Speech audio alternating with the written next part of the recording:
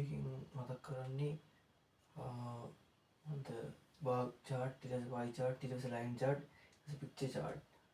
ඊට අමතරව තව තියෙනවා flow chart කියලා එකක්. ඒකට flow chart එක මේ වෙනම අරන් තියෙනවා, ඒක ටිකක් වෙනස් නිසා.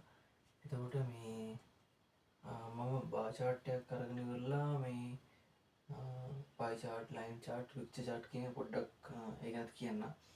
එතකොට මේ bar chart, pie chart, line chart, picture chart කියන මේ හතර ගත්තොත් එහෙම මෙන්න මේ ආකෘතියට තමයි යන්නේ. එතකොට පළවෙනි ඡේදය අපි ලියන්න ඕනි හඳුන්වා දීම. දෙවෙනි ඡේදයේ ප්‍රමාණය කියන්නේ මම එකින් එක විස්තර කර යන්නම්. කෙටියෙන් ලිව්වේ අර පොඩ්ඩක් එතකොට අර විස්තර කරන්න ලේසි නිසා. තුන්වෙනියට අපිට වැඩි අඩු සමාන, ඊට පස්සේ තුනකට වඩා එකක් වැඩි බව අඩු බව ලියන්න පුළුවන්. හතරවෙනි එක ගත්තොත් ඒකට අපිට සංසන්දනය කරන්න පුළුවන්. පස්වෙනි එකේ අපිට හිතෙන් දෙන්න පුළුවන්. එතකොට දැන් මම එකින් එක මේ ගැන කතා කරන පළවෙනි එක ගත්තොත් අපිට පළවෙනි ඡේදය ලියන්න පුළුවන් හඳුන්වා දීම. පළවෙනි ඡේදය හඳුන්වා දෙනකොට අපිට ලියන්න පුළුවන් this burger shows the කියන ප්‍රශ්නයෙන් අපිට ගන්න පුළුවන් මොකක් ගැනද මේක කියවෙන්නේ කියලා. ඊට පස්සේ y axis නැත්නම් horizontal axis represent ද කියලා වෙලා horizontal කියන්නේ මම හිතන්නේ මේකටද කොහෙද පොඩ්ඩක් ඒක බලන්න. horizontal axis represent කියලා දාලා food item කියලා දාන්න පුළුවන්. දැන් මේක horizontal නම් මේ food item කියලා දාන්න පුළුවන්. ඊට පස්සේ දෙයා කියලා දාලා වෙලා බඩේ පැටිස් කියලා ඒක දාන්න පුළුවන්. ඊට පස්සේ vertical axis represent කියලා දාලා වෙලා අපිට මේක හිතන්න පුළුවන් යාලා ප්‍රශ්න දෙනවනේ number of يعني students හරි නැත්නම් මොකක් හරි සංඛ්‍යාවක් නම් එහෙම හරි කියනවනේ.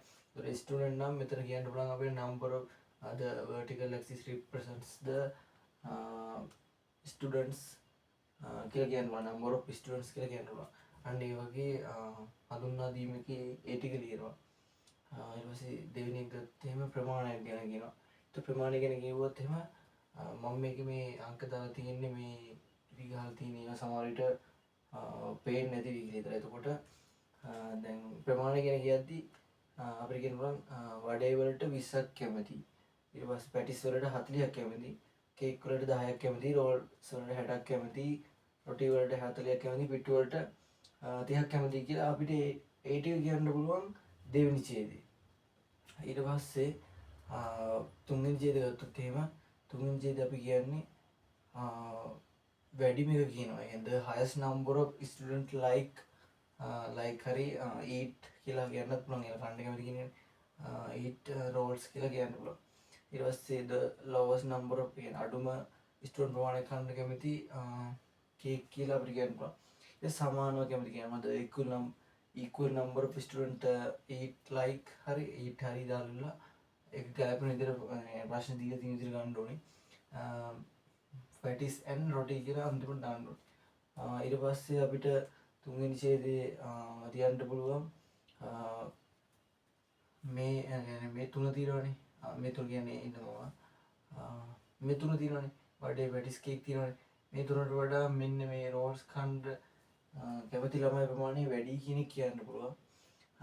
අන්න ඒ වගේ තුනකට වඩා එකක් වැඩි කියන එක තමයි මෙතනදී මම මේ දාලා තියෙන්නේ. තුනකට වඩා එකක් වැඩි කියන එක අපිට කියන්න පුළුවන්.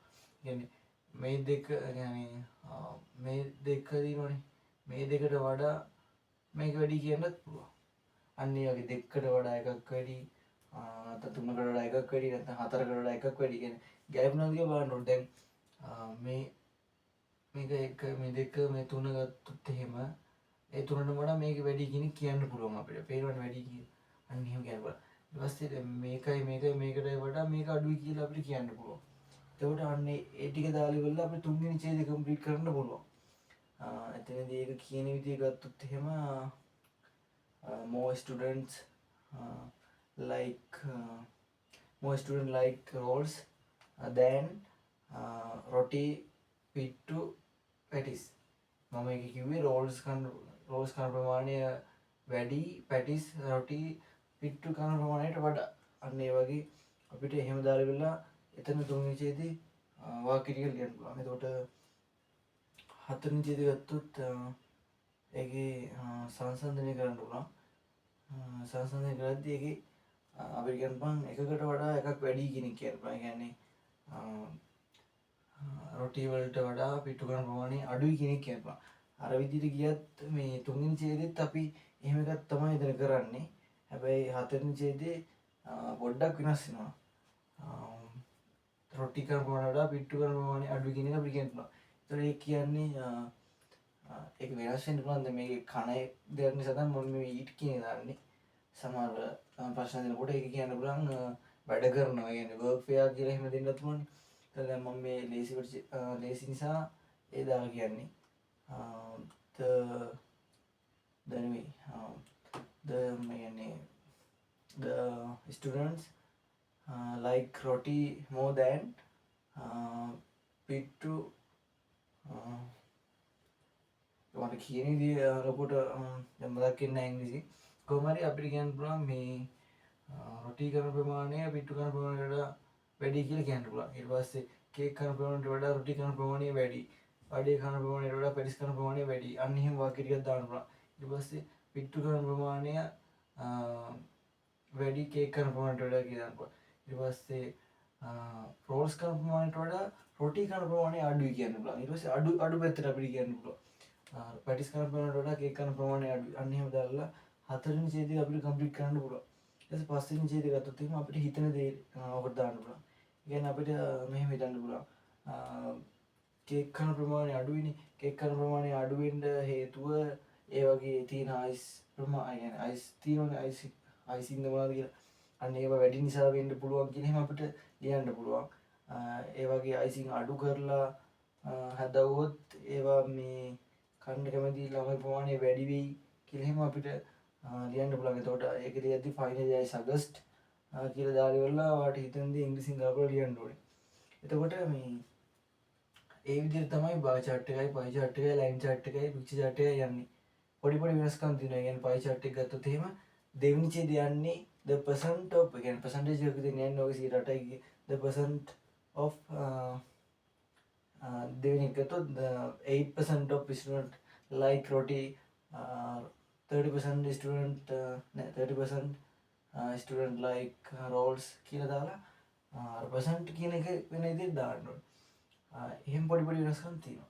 එතකොට තුන්වෙනි ඡේදය ගත්තත් එහෙම the percent කියන එක ගන්නවද percentage එක විදිහට යන්නේ.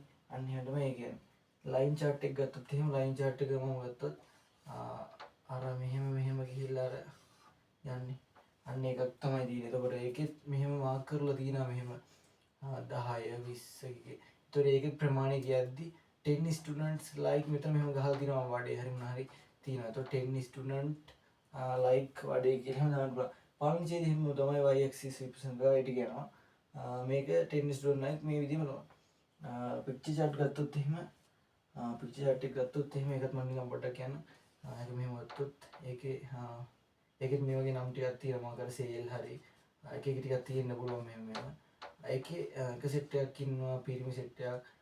ඒකේ මානි සෙට් එකක් ඉන්නවා ගෑනු සෙට් එකක්. මේකෙත් පිරිමි සෙට් එකක් ඉන්නවා මේකෙත් ගෑනු සෙට් එකක් ඉන්නවා. يعني රූප තියෙන එක ගෑනු කෙනෙක් මෙහෙම ඉන්නවා ගෑනු කෙනෙක් ඉන්නවා ඒක උඩ මේකේ පිරිමි කෙනෙක් ඉන්නවා ඒක උඩ ආයෙත් අපේ කෙනෙක් ඉන්නවා එහෙම පිරිමි කෙනෙක් උඩ ඉන්න වගේ එකක් තමයි තියෙන්නේ. එතකොට ඒකෙත් මේ විදිහටම තමයි යන්න ඕනේ. ඒකේ පොඩි වෙනස්කමක් තියෙනවා. ඒක මේ ඒක මෑම ගන්න මොකද ඒකේ අර මේල් ෆීමේල් තියෙන නිසා ඒකේ අපි කියන්න ඕනේ මේල් කියන්නේ පිරිමියකින් වැඩිපුරම කැමති. ඒකත් මේක වගේම තමයි තේරුම් ගන්න පුළුවන් වෙයි පුළුවන් වෙයි දන්නේ නැහැ. පිරිමි ළමයිකින් වැඩිපුරම කැමති මෙන්න මේකට කියලා බලලා ඒකෙත් අර වැඩිම පිරිමි ළමයි ටික කියනවා අඩුම ටික කියනවා. ඊපස්සේ ගෑනු ළමයිගේ අඩුම ටික කියනවා වැඩිම ටික කියනවා. ඊට පස්සේ අර වැඩි අඩු ටිකත් එක වෙනම අර විදිහට සංසන්දනය කරනවා. පිරිමි ළමයි ටික වෙනම සංසන්දනය කරනවා. ගෑනු ළමයි ටික වෙනම සංසන්දනය කරනවා. පුළුවන් නම් අපි ගෑනු ළමයි පිරිමි ළමයි දෙකම සංසන්දනය කරන්න පුළුවන්. ඊළඟ එක තමයි ෆ්ලෝ chart එක. ෆ්ලෝ chart එක ගත්තොත් ඒකම වෙනම ගත්තේ ඒ ටිකක් සංකීර්ණ වගේ ටිකක් තියෙන නිසා ඒ සංකීර්ණ එහෙම ලොකුවට නෑ. ෆ්ලෝ chart එකට අපිට ට්‍රී chart එක කියන්නත් පුළුවන්. මොකද ඒක ගහක අතු බෙදනවා වගේ අර බෙදලා තියෙනවා. මේ ඩිරෙක්ට් එක කියන එක ගත්තොත් නිකන් උදාහරණයක් විදිහට ඒකේ ඒ යට ඉන්න දෙන්න කියන ඒ යට තව බෙදීගෙන යන්න පුළුවන්. මම දැන් උදාහරණයක් විදිහට ඔය නිකන් අකුරු ටිකක් දාලා තියෙනවා. ඒතර මේක ගත්තොත් මේක ලියන්න ඕන විදිහ ගත්තොත් එහෙම අපිට මේ හඳුන්වා දීම විදියට මේ අර වගේ ලියන්න බෑ. මේක ගත්තොත් එහෙම අපි කියන්න ඕනි හඳුන්වා දීමේදී එක වාක්‍යයක් ඔක ලියන්න පුළුවන්. يعني this flow chart shows the ප්‍රශ්නෙන් ඉතුරු කොටස ගන්න මොකක්ද කියන එක. ඊට පස්සේ අපි ලියන් යන්න ඕනි the director යටතේ මේ දෙන්නෙක් ඉන්නවා කියන එක. එතකොට ඒක අපි ලියන්නේ there are two people under the director. director යටතේ people ලා දෙන්නෙක් ඉන්නවා. they are කියලා දාලා ඒ දෙන්නගේ නම් දානවා manager. ඊට පස්සේ CC කියන එක දානවා. අන්න ඒ වගේ ඊට පස්සේ E ඉන්නවනේ. අපිට කියන්න පුළුවන් they are three section තියෙනවා කියලා හිතන්නකෝ. people නැතුව මෙතන දැන් section තියෙනවා කියන්නකෝ. section හරි ඒ වෙලාවට මේ තීනක බලලා දාන්න ඕනේ. දැන් මම මෙතන නිකන් section තියෙනවා කියලා හිතන්නවා. they are three section under the manager. මෙන්න දෙයටදී three section කියන්නේ තුනක් section තුනක් තියෙනවා. අංශ තුනක් තියෙනවා කියන එක තමයි මම කිව්වේ.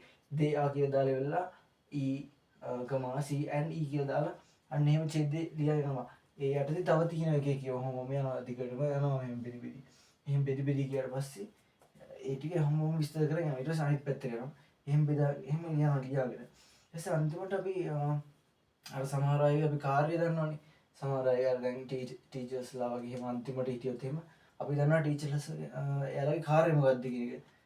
ටීචර්ස් ලාගේ කාර්යය තමයි අර මේ ළමයි උගන්වන්නේනේ. හරියට උගන්වන්නේ අන්න ඒක ලියන්න පුළුවන්. ඊට පස්සේ ළමයිගේ කාර්යය තමයි හොඳට ඉගෙන ගන්න එක. අන්න එතකොට ඒ වගේ දන්නේ වගේ අපිට කාර්යයන් ලියන්නත් පුළුවන්. ඒස අන්තිමට අපිට හිතෙන දේකෙත් ලියන්න පුළුවන්. මට මතකද අන්තිමට අපිට හිතෙන දේත් ඒක ලියන්න පුළුවන්. අන්න එහෙම තමයි ටික ලියන්නේ. එතකොට මම මේ ටික මතක් කරේ සමහරට හෙට එක්සෑම් එකේදී මේක තිබ්බොත් එහෙම ඕන වෙන නිසා මම හිතනවා කියලා දුන් ටිකක් තේරෙන්නේ නැති කියලා.